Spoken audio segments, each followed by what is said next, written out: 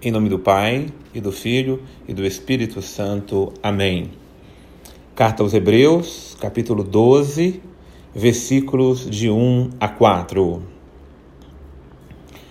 Os 4 versículos do estudo de hoje, cada um deles é uma pérola muito preciosa. Por isso eu me detenho na riqueza que é proposta em cada um dos 4 versículos. Ainda que o primeiro ele seja mais recheado ainda de conteúdo. Nós estamos cercados, como estamos, de uma tal nuvem de testemunhas. No capítulo anterior, o autor nos trouxe uma grande lista daqueles que nos precederam na fé, dos nossos patriarcas na fé. Desde Abel, a primeira grande testemunha da fé, e passando por tantos outros, Abraão, Isaac, Jacó, Moisés, ele foi nos fortificando e alimentando a nossa fé com exemplo e testemunho deles. Agora, o que é importante com isso tudo? Desvencilhar-se das cadeias do pecado. Porque a fé precisa realizar uma obra em nós. A fé não pode ser apenas uma relação subjetiva, quanto menos fantasiosa, nossa com o sagrado. A fé deve ser, sobretudo, uma relação que produz uma obra nova. E a obra nova que a fé produz em nossa vida é ir nos desvencilhando dos laços do pecado. Nós sabemos que já rompemos com muitos pecados em nossa vida, porque se a fé não fez isso em nós, a nossa fé é uma fé inoperante. Mas é preciso mergulhar mais ainda nessa fé. E à medida em que vamos mergulhando nessa fé, a fé vai nos dando a força para romper com as correntes de pecado em nossa vida. E aí é preciso enumerar, é preciso reconhecer, é preciso ir lá no calcanhar de Aquiles. Que pecados eu preciso romper? Às vezes a gente tem um orgulho, um egoísmo assim exacerbado.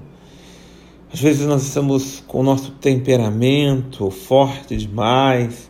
Nós perdemos a paciência com facilidade.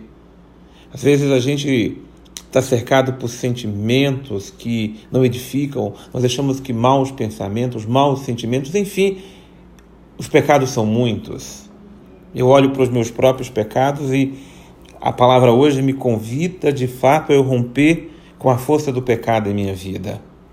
E eu já volto, mas eu preciso ir desse desvencilhar-se do pecado para o versículo 4, porque o que começa a dizer aqui conclui-se com o versículo 4. Nós ainda não resistimos até o sangue na luta contra o pecado. Entender que sangue no sentido judaico representa a totalidade da vida. O sangue é a vida. Quando eu dou o meu sangue, eu dou minha vida. Ora, eu preciso lutar com determinação de vontade, preciso lutar com a determinação do meu eu para combater o mal, para combater o pecado em minha vida. Eu não posso ser conivente com ele, me acostumar com ele, achar que pecado seja normal. O que é importante é eu travar esse combate dentro de mim. E esse combate deve realmente ir às minhas entranhas, meu interior. O combate se trava nos meus pensamentos, nos meus sentimentos. E quando eu falo do sangue, é porque em mim está o sangue de Cristo. Nós vimos esses dias todos meditando sobre o valor do corpo do Senhor, do sangue do Senhor. Agora em mim está incorporado o sangue do Senhor. Eu preciso deixar que o sangue do Senhor fortaleça o meu sangue humano, porque muitas vezes eu sou fraco. Às vezes em mim a força da carne, do temperamento, das fraquezas, das debilidades humanas é maior do que eu mesmo, é verdade. Por isso que eu preciso do sangue de Cristo em mim, para eu travar esse combate contra o pecado. Então, a proposta é essa, a grande pérola é essa, é romper com as cadeias do pecado e resistir até o sangue no combate ao pecado.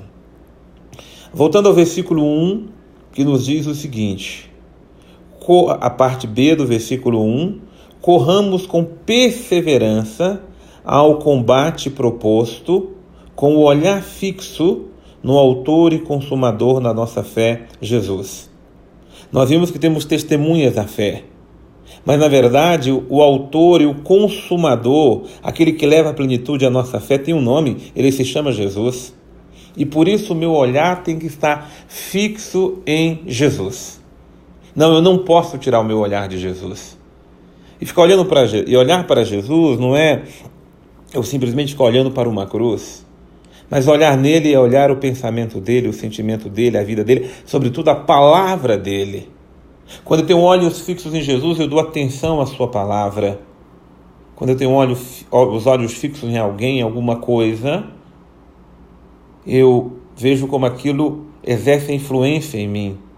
Cristo simplesmente não me influencia, isso é muito pouco. É mais do que influenciar, Cristo deve me governar, me orientar, me iluminar, me direcionar. Mas eu preciso ter o olhar fixo nele. O que acontece é que o nosso olhar se volta para aquilo que nos ocupa ou para aquilo que nos preocupa. Se a gente se ocupa muito com os nossos problemas, com as nossas dificuldades, com as nossas paixões, com os nossos interesses, é lá que vai estar o nosso olhar. Se nós nos preocupamos muito com as preocupações da vida, com as dificuldades, com os problemas, com os fracassos, é lá que vai estar o nosso olhar. Se eu me ocupo com os prazeres da vida, do mundo e assim por diante, o meu olhar vai estar voltado para lá. Mas, se Ele é o Senhor e consumador da minha fé, eu passe pelo que eu possa passar nessa vida. Eu sofra o que preciso sofrer nessa vida. Eu enfrento contrariedades, dificuldades, mas o meu olhar está nele. Nós nos decepcionamos com pessoas, com realidades, nos frustramos, mas não podemos nos ancorar nem em nada e nem em ninguém. A nossa âncora firme é Ele, Jesus. Por isso, nós não podemos, de forma nenhuma, tirar dele o nosso olhar.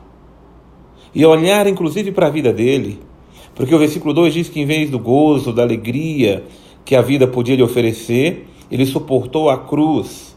E uma vez que suportou a cruz, ele está glorificado à direita de Deus. Considerando, o versículo 3, é a próxima pérola, considerando de uma forma atenta, com bastante atenção, tudo o que ele sofreu, todas as contrariedades que ele passou e suportou por causa dos pecados e dos pecadores, nós só podemos ter uma certeza. Nós não podemos nos deixar abater pelo desânimo. Ou seja, nós não podemos ser tomados pelo desânimo. E sabe que a vida às vezes vai cansando. A vida às vezes vai nos desanimando, até a vida em Deus, os trabalhos, as pessoas, as realidades todas. Mas desculpa, o desânimo, quando perdemos o ânimo, a motivação, o motor que nos move a viver, é preciso saber onde é que estava o nosso olhar. Porque se meu olhar estava nos interesses, nas coisas, no que isso poderia me render, me dar, de fato eu vou desanimar. Se meu olhar estava em pessoas que eu confio demasiadamente, porque são aquelas pessoas e assim por diante, eu também vou desanimar. Mas a certeza é que se eu estou com o olhar em Jesus, sei do que Ele passou, do que Ele sofreu, do sangue que Ele derramou por mim, do seu corpo pregado na cruz por amor a mim, se Ele suportou por causa dos pecadores as piores decepções, e Ele está firme e glorificado eternamente, eu só posso olhar para Ele e também dizer, eu preciso caminhar firme e eu não posso me entregar ao desânimo, eu não posso perder o ânimo, eu não posso perder o vigor da minha alma. Olhos fixos em Jesus, o autor e consumador da nossa fé. Olhos fixos em Jesus, sem deixar desanimar por coisa alguma, por situação alguma ou por pessoa alguma. É Ele, Jesus, que nos conduz e nos toma pela mão, em nome do Pai, e do Filho, e do Espírito Santo. Amém.